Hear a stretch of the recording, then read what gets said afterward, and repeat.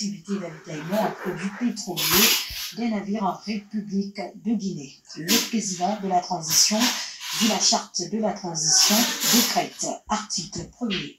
Il est créé en République de Guinée une commission d'agrément pour l'octroi, le renouvellement, la suspension ou le retrait de l'autorisation d'exercer l'activité d'avitaillement en produits pétroliers dérivés aux bateaux de pêche et autres navires de passage à Conakry et ou effectuant des activités dans les eaux territoriales guinéennes. Article 2. La commission d'agrément statuant sur l'activité d'avitaillement en produits pétroliers et dérivés sur les eaux territoriales guinéennes est composée comme suit.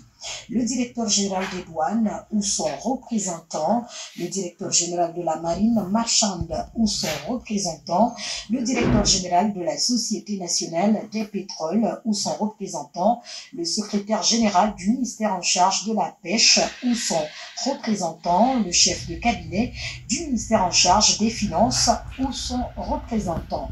La présidence de la commission d'agrément est assurée par la direction générale des douanes. Les membres de la commission d'agrément désignent à leur sein les membres en charge d'assurer le secrétariat permanent de la commission. Article 3. Nul ne peut exercer en qualité d'avitailleur maritime en produits pétroliers et dérivés s'il n'est titulaire d'un agrément délivré par la commission d'agrément tel que défini à l'article 1er. Article 4.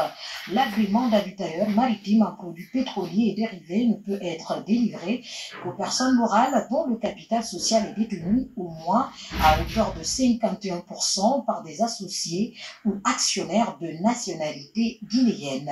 Ces personnes morales devront avoir pour objet social l'importation, la distribution et le stockage d'hydrocarbures.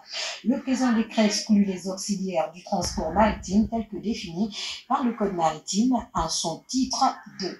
Article 5. L'avitaillement des navires en produits pétroliers et dérivés est un régime douanier prévu aux articles 279 à 284 du Code des douanes.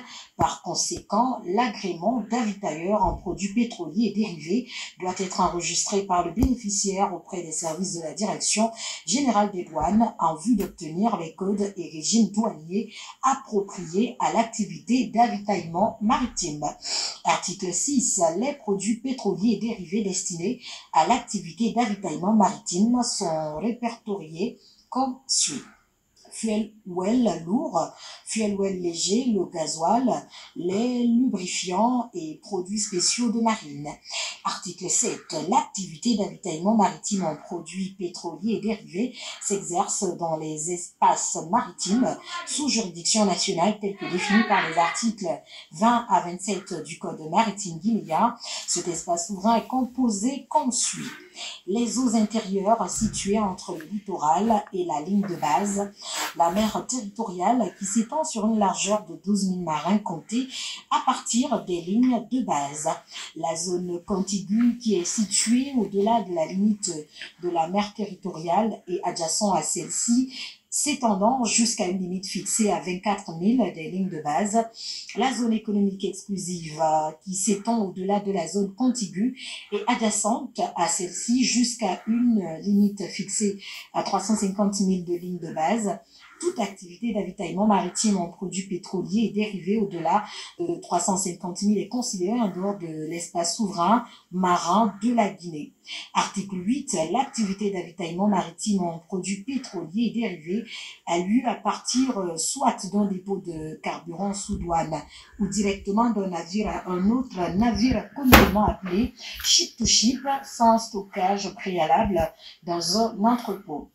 Article 9. Les carburants destinés aux engins et équipements flottants, navires et autres matériels maritimes appartenant aux sociétés minières ainsi qu'à leurs sous-traitants directs et repris dans leur cahier de charges sont soumis au régime fiscal douanier de leur convention.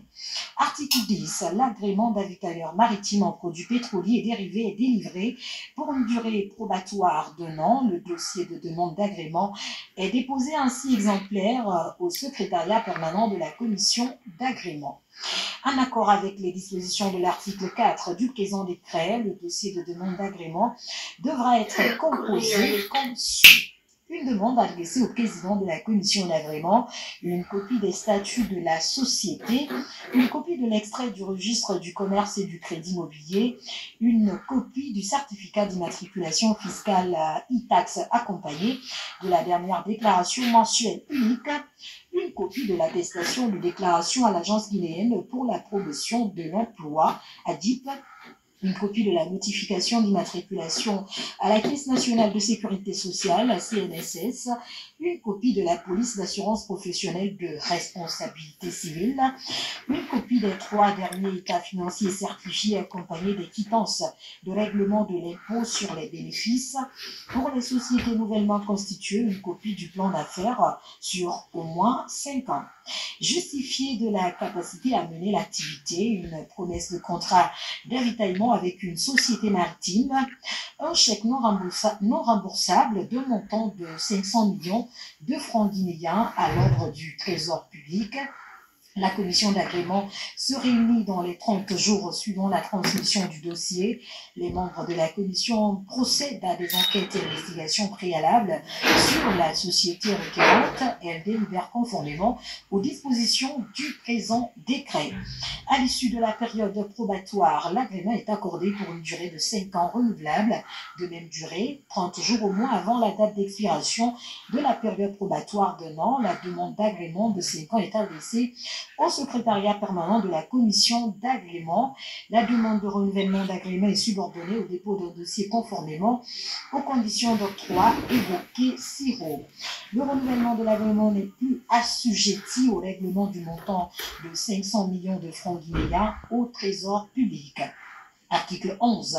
Les sociétés pétrolières exerçant les activités de fourniture de produits pétroliers et dérivés aux navires en République de Guinée ont un délai de 45 jours à compter de la date de signature du présent décret pour se conformer aux nouvelles dispositions réglementaires. Article 12. Le présent acte approuve toutes les autorisations de sauvetage préalablement accordées aux sociétés minières et sociétés maritimes à titre exceptionnel. Article 13. Les bateaux de pêche et autres navires de passage en République de Guinée, ainsi que ceux effectuant des activités sur le territoire guinéen, ne peuvent s'approvisionner en carburant et lubrifiant sous peine d'application de dispositions répressives légales ou réglementaires en vigueur qu'auprès des personnes morales titulaires de l'agrément prévu à l'article 1er. Article 14. Tout bénéficiaire de l'agrément d'avitailleur maritime tel que prescrit dans le présent décret est tenu au respect scrupuleux des actions en mer. Outre les sanctions prévues par le Code maritime, toute violation constatée dans l'exercice de l'avitaillement maritime en produits pétroliers et dérivés entraînera la suspension ou le retrait de l'agrément. La répression des infractions à la réglementation des routes par le Code des pêches, celle des infractions relatives à la pollution des eaux d'une origine autre que les navires est prévue par le Code de l'environnement. Article 15. Indépendamment des officiers et agents de police judiciaire exerçant leur pouvoir conformément aux dispositions du Code de procédure pénale, les infractions en matière d'activité sont recherchées et constatées par les agents de l'administration des douanes, les agents habilités de la marine marchande, les commandants et commandants en second des bâtiments de l'armée de mer ou les aéronefs de guerre, les gendarmes maritimes, les commandants et commandants en second des navires et aéronefs appartenant à l'État et affectés à la surveillance maritime et au contrôle en mer, les capitaines et officiers de port, tout autre agent habilité.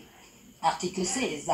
Le ministre du Budget, le ministre des Infrastructures et des Transports et le ministre de l'Économie, des Finances et du Plan sont chargés, chacun en ce qui le concerne, de l'application stricte du présent décret. Article 17. Le présent décret qui abroge toutes dispositions antérieures contraires prend effet à compter de la date de sa signature et sera enregistré et publié au journal officiel de la République. Conakry le 18 novembre 2022, signé le colonel Mamadi Doumbouya.